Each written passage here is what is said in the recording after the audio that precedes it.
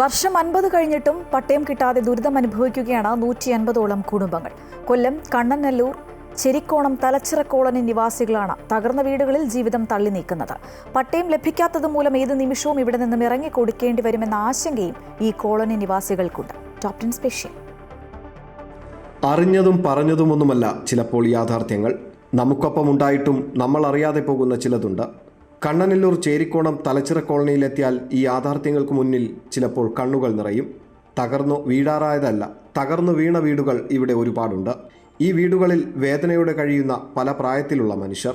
അപ്പോൾ അടച്ചുറപ്പുള്ളൊരു നല്ലൊരു വീട്, ഇതാണ് ഞങ്ങളുടെ എല്ലാം സ്വപ്നം. പിന്നെയെന്ന് പറഞ്ഞാൽ വേറെ പ്രധാനപ്പെട്ട കാര്യമെന്ന് പറഞ്ഞാൽ ഞങ്ങൾ പിറന്ന മണ്ണായത് എല്ലാം ഞങ്ങൾ ഒരു 2-3 തലമുറ കൊണ്ട് പിറന്ന മണ്ണാണ്. അപ്പം നമുക്കിത് വേണം എന്നുള്ളൊരു ആഗ്രഹമുണ്ട്.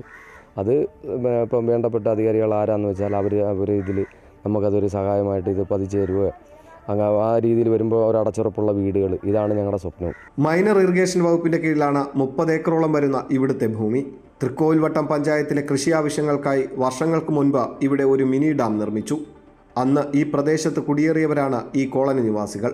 അന്നു മുതൽ ഇവിടുത്തുകാർ പട്ടയത്തിനായി സർക്കാർ ഓഫീസുകൾ കയറി ഇറങ്ങുന്നു. മാറി മാറി വരുന്ന സർക്കാർ സംവിധാനങ്ങളും ഇവരുടെ വോട്ടുകൾ വാങ്ങാൻ എത്തിയവരും പട്ടയം എന്നത് ഇവരെ സ്വപ്നം കാണിച്ചു. പക്ഷേ വർഷം 50 കഴിയുമ്പോഴും ആ സ്വപ്നം യാഥാർത്ഥ്യമായില്ല. ഇനി വരുന്ന തെരഞ്ഞെടുപ്പുകളിലും പലരും ഇവരെ ഈ സ്വപ്നങ്ങൾ കാണിച്ച് പോളിംഗ് ബൂത്തുകളിൽ എത്തിക്കും. ഇവർ ഇങ്ങനെ കഴിയേണ്ടി വരുന്നത് ഈ കാലഘട്ടത്തിൻ്റെ ഇവിടുത്തെ രാഷ്ട്രീയത്തിൻ്റെ ആവശ്യമാണ്. പക്ഷേ ഇവർക്കാവശ്യം ഈ ദുരിതത്തിൽ നിന്നുമുള്ള ഒരു മോചനമാണ്. പ്രദീപ് വാളത്തുങ്ങലിനൊപ്പം സുധീഷ്, അമൃത ന്യൂസ്, കൊല്ലം. ഭരണ സംവിധാനങ്ങളുടെ കൃത്യമായ ഇടപെടലുകൾ നടന്നിരുന്നുവെങ്കിൽ തലമുറകളായി ഇവർക്ക് ഇങ്ങനെ ഒരു ദുരിതം അനുഭവിക്കേണ്ടി വരില്ലായിരുന്നു. അടിച്ചമർത്തപ്പെട്ടു കഴിയേണ്ടവരല്ല എന്ന ചിന്ത ഇപ്പോൾ ഇവരിൽ ഉയർന്നു വരുന്നുണ്ട്. അതിദരിദ്രത ഇല്ലാതാക്കാനുള്ള പദ്ധതികൾ സർക്കാർ നടപ്പിലാക്കി വരുമ്പോൾ ഇവരുടെ വാക്കുകൾ കേൾക്കുക തന്നെ വേണം. 50 വർഷമായി ഞങ്ങളുടെ അമ്മയൊക്കെ ഇവിടെ താമസത്തിന് വന്നിട്ട് ഇന്ന് വരെ ഒരു പട്ടയോ കാര്യങ്ങളോ ഒന്നുമില്ല. ഈ 50 മിനിമം ഒരിടത്ത് താമസത്തിന് വന്ന 25 വർഷമൊക്കെ ആകുമ്പോഴത്തേന് പട്ടയം കൊടുക്കും. ഇതിപ്പോൾ 50 വർഷം 55 വർഷം കൊണ്ട് ജീവിക്കുന്നവരുണ്ട് ഇവിടെ. എന്നിട്ട് ഇതിനൊന്നും പട്ടയമൊന്നും കിട്ടിയിട്ടില്ല. ഇലക്ഷൻ വരുമ്പോൾ എല്ലാവരും പറയും അവിടെ തരാം ഇവിടെ തരാം എന്നെല്ലാം പറയും. എന്നിട്ട് തരണ്ടേ? ഇറിഗേഷൻ അണ്ടറിലാണ് നമ്മളെ ഈ താഴത്തെ വയൽ ഈ പഞ്ചായത്തിലെ വയൽ ഏലകളിലേക്ക് കൃഷിക്ക് വേണ്ടി ചെയ്ത ഒരു മിനി ഡാമാണത്. അതിൻ്റെ ഈ പ്രദേശങ്ങളിലാണ് ഈ ഒരു 40-45 വർഷമായിട്ട് ഈ ആൾക്കാർ കുടിലുകൾ വെച്ചത്. നിലവിൽ ഇവിടെ ഉള്ളവർക്ക് പിന്നെ ഓരോ പദ്ധതി പ്രകാരം മുൻപ് EMS ഭവന പദ്ധതിയും IAYയും PMAYയും ഇപ്പോഴത്തെ ലൈഫ് മിഷൻ പദ്ധതി ഉൾപ്പെടെ ഓരോരുത്തർക്ക് വീട് കൊടുക്കുന്നുണ്ട്. പക്ഷേ എങ്കിലും പൂർണ്ണമായിട്ട് ഈ കോളനി നിർമ്മാർജ്ജന സംവിധാനം നടക്കുന്നില്ല. കാര്യം ഒരു കുടുംബം പോകുമ്പോൾ മറ്റൊരു കുടുംബം അതിലേക്ക് വന്നുകൊണ്ടിരിക്കുകയാണ്. അന്നേരം ഒരുമിച്ച് എന്തെങ്കിലും ഒരു സംവിധാനം ചെയ്താൽ മാത്രമേ ഇതിൽ നിന്ന് അവർക്കൊരു പൂർണ്ണമായി മുക്തി കിട്ടത്തുള്ളൂ. കാര്യം ഈ വസ്തുവിനകത്ത് അവർക്കൊരു നല്ലൊരു പാർപ്പിടം ചെയ്യുക എന്നുള്ള സംവിധാനം നടക്കുമെന്ന് തോന്നുന്നില്ല. ഇനി ഒരു പക്ഷേ ഗവൺമെൻറ്റിനകത്ത് എന്തെങ്കിലും സംവിധാനം മാറ്റി ഇതിൻ്റെ കുറച്ച് ഭാഗം ഇതിന് വേണ്ടി തന്നെ, അതായത് തലച്ചിറ ഡാമായിട്ട് തന്നെ പിന്നെ നിലനിർത്തിക്കൊണ്ട് ഒരു ടൂറിസം ഒക്കെ കൊണ്ടുവന്നു കഴിഞ്ഞാൽ അന്നേരം ഇവിടുത്തെ ജനങ്ങളുടെ ഒരു ജീവിത നിലവാരത്തിനും മെച്ചപ്പെടും. അവർക്കൊരു ജീവിത മാർഗ്ഗമൊക്കെ അങ്ങനെ വരും, ഒരു ടൂറിസമൊക്കെ വരികയാണെങ്കിൽ. കൊല്ലത്തുനിന്ന് സുധീഷ് കുമാർ ചേരുകയാണ്. സുധീഷ്, ഈ പട്ടയത്തിനും അതുപോലെ തന്നെ മറ്റ് ആനുകൂല്യങ്ങൾക്കുമൊക്കെയായി ചെരിക്കോണം തലച്ചിറ കോളനി നിവാസികൾ പല സർക്കാർ ഓഫീസുകളും ഇതിനകം തന്നെ കയറി ഇറങ്ങിയിട്ടുണ്ട്. അതൊന്നും ഫലം കണ്ടിട്ടില്ല. അവർ ശരിക്കും പറഞ്ഞാൽ മടുത്തൊരവസ്ഥയിൽ തന്നെയല്ലേ? കണ്ണനല്ലൂർ ചേരിക്കോണം തലച്ചിറ കോളനിയിലേക്ക് നമ്മൾ കടന്നു ചെല്ലുമ്പോൾ കാണുന്ന ദയനീയമായ ഒരു കാഴ്ചയെന്ന് പറയുന്നത് പല വീടുകളും തകർന്നു കിടക്കുകയാണ്. ഈ തകർന്ന വീടുകളിലാണ് ഇവർ ഷീറ്റുകളും മറ്റും മറച്ചുകൊണ്ട് അവരുടെ ദുരിത ജീവിതം തള്ളി നീക്കുന്നത്. ഇത് പ്രായമായവർ മുതൽ കൊച്ചു കുട്ടികൾ വരെയുണ്ട്. അടുത്തിടയ്ക്കാണ് ഈ കോളനിയിൽ മഞ്ഞപ്പിത്തം ബാധിച്ച് 2 കുട്ടികൾ മരണപ്പെടുന്നത്. അത്തരത്തിൽ അതിദയനീയമായ സാഹചര്യങ്ങളാണ് ഈ കോളനിയിൽ നിലനിൽക്കുന്നത്.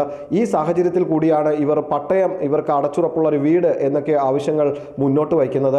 ഇവിടെ എത്തുമ്പോൾ നമുക്കറിയാം, പരിഷ്കൃത സമൂഹം ജീവിക്കുന്ന ഒരു ചുറ്റുപാടിലൂടെ കടന്നു വേണം നമുക്ക് ഈ കോളനിയിലേക്ക് എത്തിച്ചേരാൻ.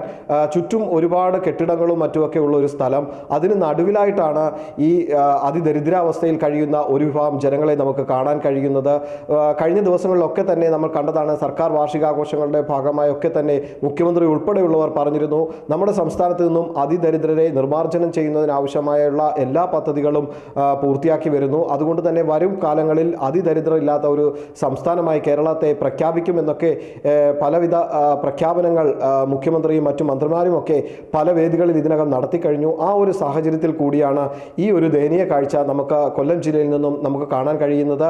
ഇവരുടെ ആവശ്യമെന്ന് പറയുന്നത് ഈ പ്രദേശത്ത് ഇവർക്ക് അടച്ചുറപ്പുള്ള ഒരു വീട് നിർമ്മിച്ച് അവർക്ക് അവിടെ കഴിയുന്നതിന് ആവശ്യമായുള്ള ഒരു പട്ടയം ഒരുക്കി നൽകുക, അതെങ്കിലും ഇവർക്ക് കിട്ടണം എന്നുള്ള ഒരു ആവശ്യമാണ്.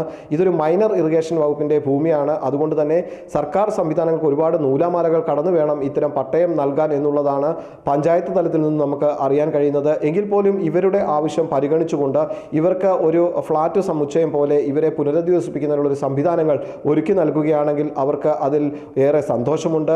അതിനായി അവർ കാത്തിരിക്കുകയാണ്. പക്ഷേ വരും വർഷങ്ങളിലുമൊക്കെ ഇത്തരത്തിൽ ഇവരെ ഒരു തിരഞ്ഞെടുപ്പ് ചിത്രത്തിന് വേണ്ടി മാത്രം അല്ലെങ്കിൽ തിരഞ്ഞെടുപ്പ് കാലത്തേക്ക് മാത്രം ഉപയോഗിക്കുന്ന ഒരു വസ്തുക്കളായി മാറ്റരുതേ എന്നൊരു പ്രാർത്ഥനയും അതിൻ്റെ അപേക്ഷയുമാണ് അവർ നമ്മളോട് പങ്കുവെക്കുന്നത്.